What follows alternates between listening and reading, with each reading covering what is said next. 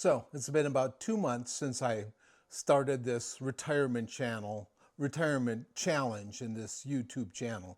And I've done about 10 videos so far. So I thought it was a good time to take a pause, get out of the shop, and take stock of where I am. Now, this isn't a highlight reel or a how-to. It's a check on the bigger question of how are these challenges going, and what's the next challenge I need to be doing.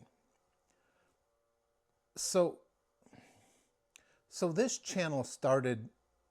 YouTube channel started as an experiment, not just in YouTube, but in finding the right kind of challenges to be doing in retirement.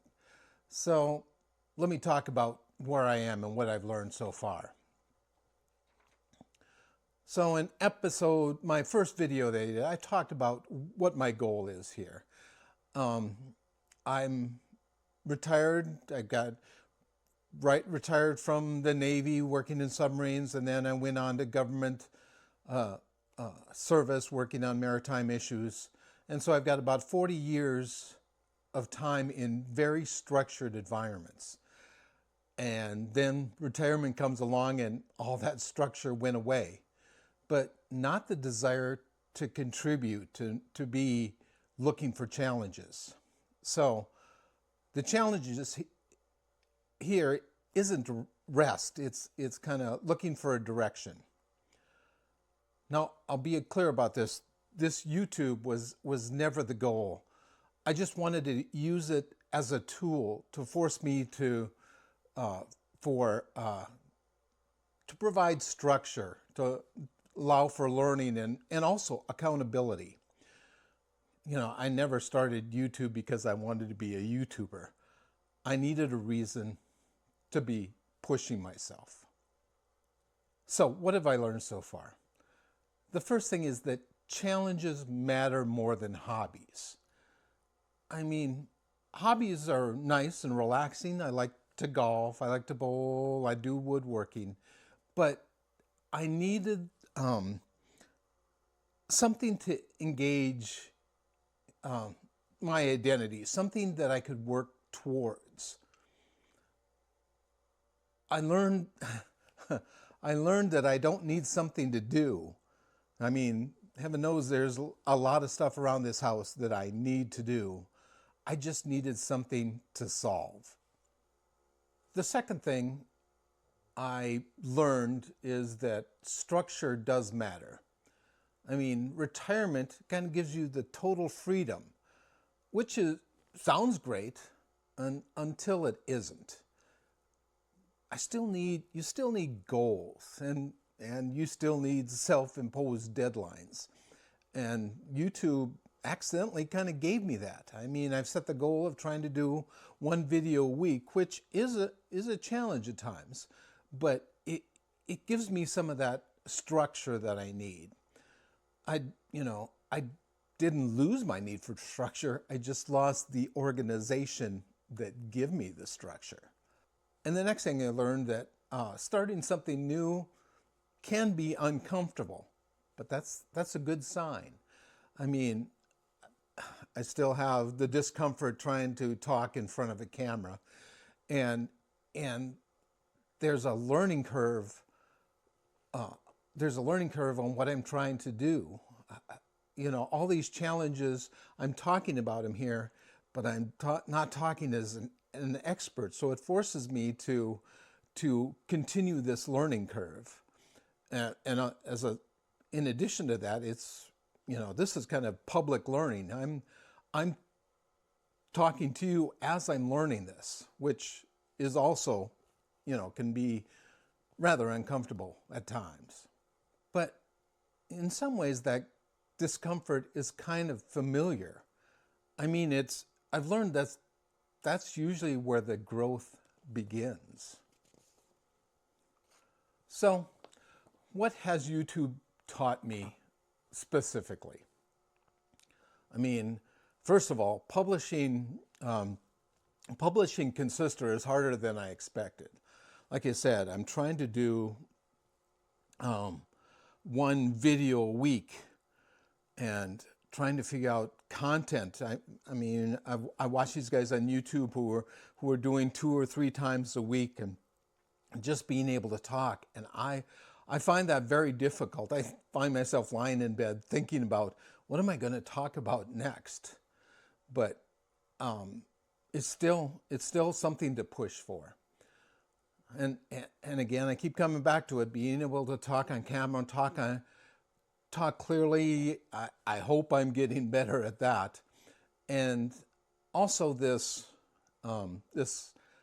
learning publicly is kind of helping me to accelerate my learning, pushing me to learn things faster so I can talk about them.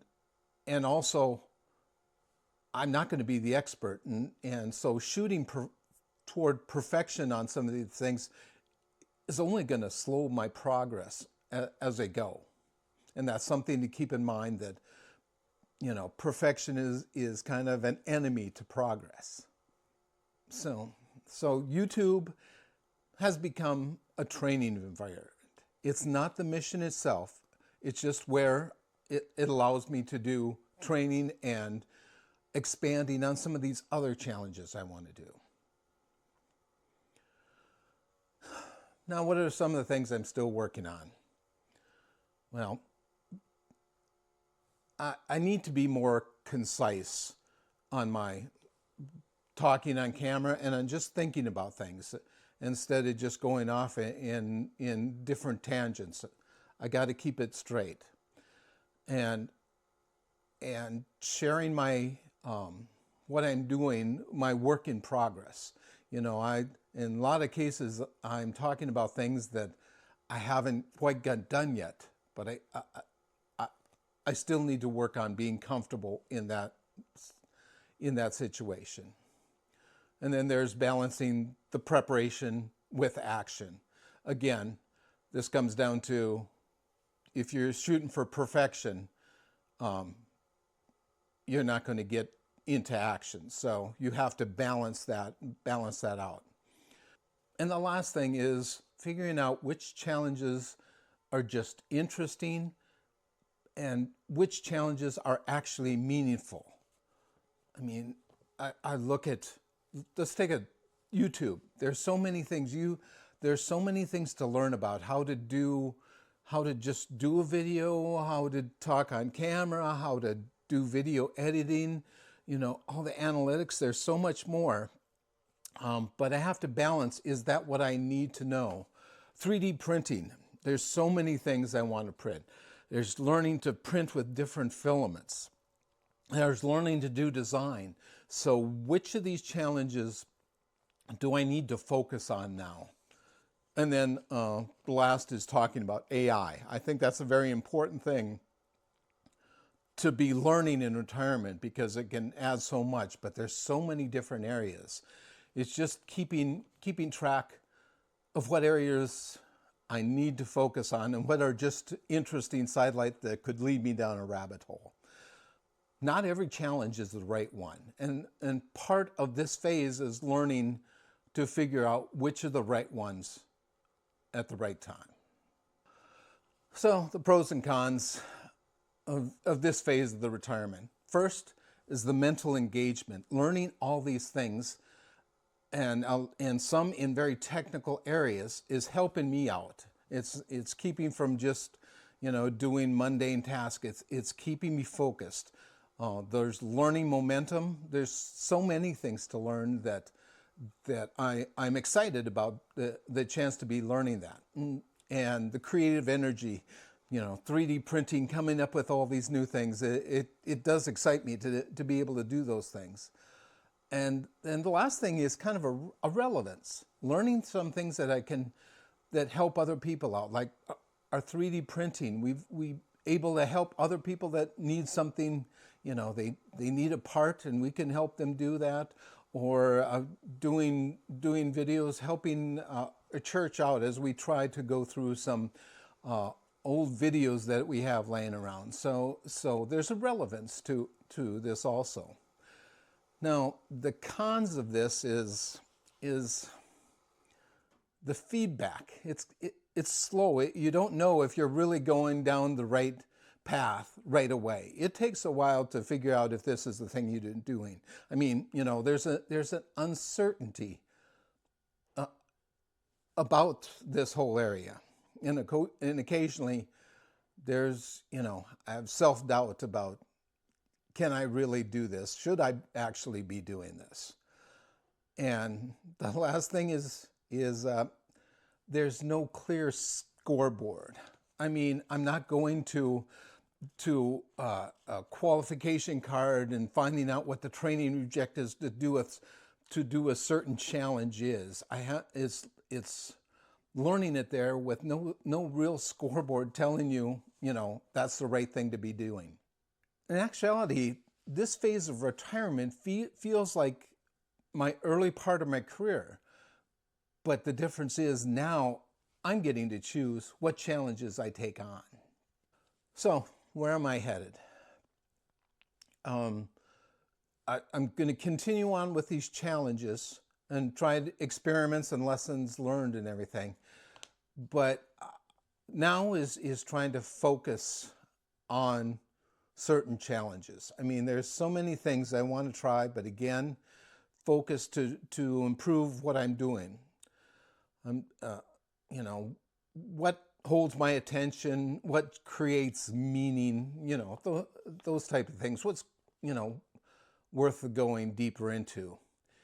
So I don't have the answers yet, but at least in this first part, I'm feeling I'm asking better questions about what I should be doing. So that's where I stand. If you're in retirement or getting close to retirement and you're doing new challenges, I'd like to hear what they are. Please add them to the comments, and like the videos and help me out with this journey, and we can help each other out. So I'm Rick, and again, this is my retirement challenge to stay relevant in retirement. So stay tuned as next week I'll get back into the shop and start talking about more what we're doing there. But for now, I just wanted to do this update and assessment of where I am and how that may help you think about challenges and what you're trying to do. So take care, and I'll see you in the next video.